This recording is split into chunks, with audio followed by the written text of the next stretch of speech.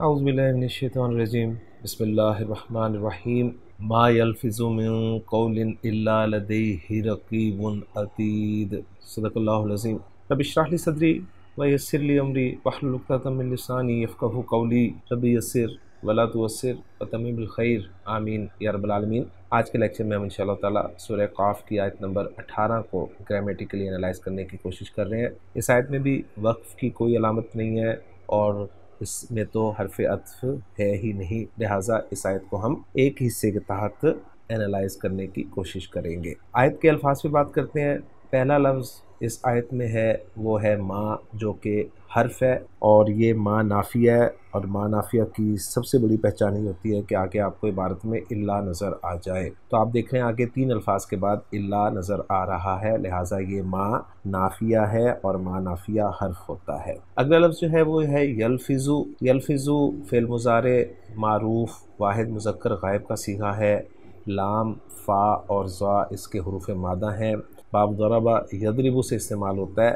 لفظ یلفظو، لفظ یلفظو کے معنی خان صاحب نے لفظاً مصدر ذکر کر کے منہ سے بامعنی آواز نکالنا کے کیے ہیں، اور آیت کا ریفرنس یہی دیا ہے۔ یلفظو کے بعد آپ کو جو لفظ نظر آ رہا ہے وہ ہے من، حرف جر ہے، اور من حرف جر کے بعد قول کا لفظ آپ نکرہ دیکھ رہے ہیں، اور مجرور ہے، واحد ہے، مذکر ہے۔ قول کے معنی بات کے ہوتے ہیں۔ الا جیسا کہ آپ جانتے ہیں کہ حرف استثناء ہوتا ہے، لیکن جب منفی جملے میں آتا ہے تو عام طور پہ یہ حصر کے لیے استعمال ہوتا ہے۔ لدئی یہ ظرف ہے۔ خان صاحب نے اسے لام، دال اور یا حروف مادہ کے تحت ذکر کیا ہے۔ بتا رہے ہیں کہ اس سے فعل تو کوئی استعمال نہیں ہوتا، لیکن یہ لدین یہ ایک اسم ہے جو کہ لدن کی طرح ظرف ہے، اور لدن اور لدن جو ہیں یہ دونوں تقریباً ہم معنی ہیں۔ اردو میں عام طور پر دونوں کا ترجمہ پاس کر دیتے ہیں، جیسے لدنا ہمارے پاس، لدینا ہمارے پاس، لیکن لدن میں کسی چیز کا کسی کے قبضے یا تصرف میں ہونے کا مفہوم ہوتا ہے، جبکہ لدا میں کسی چیز کا کسی کے قریب یا نزدیک ہونے کا مفہوم ہوتا ہے۔ تو یہ تھوڑی سی انفارمیشن تھی جو میں نے آپ کے سامنے لدا ظرف کے حوالے سے رکھ دی ہے۔ لدا کے ساتھ جو ضمیر لگی ہوئی ہے وہ واحد مذکر غائب کی ضمیر ہے، ضمیر مجرور متصل، اور ضمیر مجرور متصل کے آنے کے جو 2 مقامات ہیں ان میں سے ایک مقام آپ کو نظر آ رہا ہے اسم کے بعد۔ رقیب کا لفظ آگے آپ کو مرفوع، نکرہ، واحد اور مذکر کے طور پہ نظر آ رہا ہے۔ را، قاف اور با اس کے حروف مادہ ہیں۔ خان صاحب نے رقیب کو باب نصر ینصر سے ذکر کیا ہے۔ رقبہ یرقبو رقوباً، جس کے معنی ایک نگرانی کرنا، دوسرے انتظار کرنا، تیسرے کسی کا لحاظ کرنا کے ہیں۔ رقیب کے بارے میں لکھ رہے ہیں کہ فعیل کے وزن پہ یہ صفت ہے، نگہبانی کرنے والا یا نگہبان، اور آیت کا ریفرنس یہی دیا ہے۔ آخری لفظ جو ہے اس آیت کا وہ ہے عتید، جو کہ آپ کو نکرہ، مرفوع، واحد اور مذکر کے طور پہ نظر آ رہا ہے۔ خان صاحب نے عین، تا اور دال حروف مادہ کے تحت اسے ذکر کیا ہے باب کاف سے کہ عتودہ یا عتودو عتادن، اس کے معنی تیار ہونا یا آمادہ ہونا کے ہوتے ہیں، اور اس سے پھر بتا رہے ہیں عتید جو ہے یہ فعیل کے وزن پہ صفت ہے، ہمیشہ اور ہر وقت تیار یعنی چوکس اس کے معنی ہوتے ہیں، اور آیت کا ریفرنس ایک مرتبہ پھر یہی سورہ قاف کی آیت نمبر 18 ہی ہے۔ تو الحمدللہ جی، آیت کے الفاظ پہ بات ہماری مکمل ہو گئی ہے۔ اب ہم جملے کے اعراب کی طرف چلتے ہیں۔ ہم اسے جملہ مستانفہ بنائیں گے۔ ما نافیہ ہے، جیسے کہ میں عرض کر چکا ہوں، یلفظو فعل ہے، 2 میں سے ہے، لہٰذا اس کا فاعل آگے آ سکتا ہے۔ تو دیکھتے ہیں آگے کیا ہے۔ یلفظو کے بعد آگے من آ رہا ہے، اور من حرف جر کے بعد آگے قول کا لفظ آپ کو نکرہ نظر آ رہا ہے۔ آپ کو یاد ہوگا ہم نے سورہ قاف میں من بیانیہ، من تبعیضیہ اور من زائدہ کے حوالے سے پڑھا تھا۔ تو یہ من یہاں پر زائدہ ہے، اس لیے کہ من زائدہ کے آنے کا جو مقام ہوتا ہے وہ یہی ہوتا ہے کہ کلام منفی ہو، اور من جو ہے وہ نکرہ پر داخل ہو رہا ہو۔ تو کلام منفی ہے، من نکرہ پہ داخل ہو رہا ہے، لہٰذا یہ من زائدہ ہے۔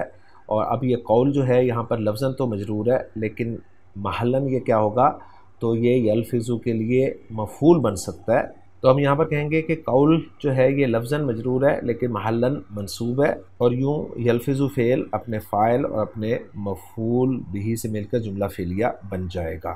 الا یہاں پر حصر کے لیے استعمال ہوا ہے۔ لدیہ رقیب عتید، اس کو ہم ایک جملے کے طور پہ انالائز کریں گے جس میں لدیہ ظرف اور مضاف الیہ ہو کر یہ خبر مقدم بن جائے گا، جس کا مبتدا مؤخر جو ہے وہ رقیبن ہے، اور رقیبن موصوف ہے جس کی صفت پھر عتیدن کے طور پر آ رہی ہے۔ گویا رقیبن عتیدن موصوف صفت مل کر مبتدا مؤخر ہوا اور لدیہ خبر مقدم ہوا، اور پھر مبتدا مؤخر اپنی خبر مقدم سے مل کر یہ کیا بن رہا ہے، تو اس کو یلفظو کا جو فاعل ہے اس کے لیے ہم حال قرار دے سکتے ہیں۔ تو یوں یہ ایک جملہ جو کہ کافی سارے الفاظ پر مشتمل تھا، لیکن مختصراً فعل، فاعل اور مفعول کی صورت میں ہمارے سامنے آیا۔ تو الحمدللہ جی ہماری ورکنگ مکمل ہو گئی ہے۔ اب ذرا دیکھتے ہیں محمود صافی صاحب کی ورکنگ کو۔ محمود صافی صاحب نے ما نافیہ قول مجرور لفظاً منصوب محلاً مفعول بہ الا للحصر لدیہ ظرف مبنی فی محل نصب متعلق بمحذوف خبر مقدم للمبتدا رقیب، وہی ساری بات انہوں نے کی ہے، اور جملہ ما یلفظو کو لا محل لہ استئناف بیانی قرار دیا، اور جملہ لدیہ رقیب والا فی محل نصب حال من فاعل یلفظو قرار دیا ہے۔ تو الحمدللہ یہ ساری ورکنگ الحمدللہ ہماری میچ ہو گئی ہے۔ اب ذرا ہم تفسیر جلالین میں بھی دیکھ لیں کہ انہوں نے اس آیت کے حوالے سے کوئی اہم پوائنٹ ذکر کیا ہے یا نہیں کیا۔ تفسیر جلالین میں جو انہوں نے بات لکھی ہے وہ یہ لکھی ہے کہ لدیہ رقیبن میں رقیبن مبتدا مؤخر ہے اور لدیہ خبر مقدم ہے، اور عتید کے معنی تیار یا حاضر کے لکھے ہیں، اور کہا ہے کہ یہ اطاعت سے ہے جس کے معنی ضرورت سے پہلے کسی چیز کے ذخیرہ کر لینے کے ہیں۔ اور جیسا کہ آپ جانتے ہیں کہ فعیل کا وزن ہم نے پچھلی آیت میں بھی دیکھا تھا کہ واحد، مثنیٰ، جمع، مذکر، مؤنث سب کے لیے استعمال ہوتا ہے، تو یہاں جو عتید استعمال ہوا ہے یہ مثنیٰ کے معنی میں استعمال ہوا ہے، کیونکہ دو فرشتوں کا ذکر ہوا ہے، تو یہاں پر مراد جو ہے تثنیہ یعنی مثنیٰ ہی ہے۔ تو الحمدللہ جی سب کچھ ہو گیا اس آیت کے حوالے سے۔ اب رہ گیا اس آیت کا ترجمہ، تو وہ آپ کے ساتھ میں شیئر کر دیتا ہوں۔ اس آیت کا ترجمہ کچھ یوں کیا گیا ہے کہ ما یلفظ من قول الا لدیہ رقیب عتید، وہ کوئی بھی بات نہیں بولتا مگر اس کے پاس ایک تیار نگران ہوتا ہے۔ تو الحمدللہ جی آج کے لیکچر میں سورہ قاف کی آیت نمبر 18 ہم نے گرامیٹیکلی انالائز کر لی ہے۔ انشاءاللہ تعالیٰ اگلے لیکچر میں اگلی آیت کے ساتھ آپ سے ملاقات ہوگی۔ سبحانک اللہم و بحمدک، اشہد ان لا الہ الا انت، استغفرک و اتوب الیک۔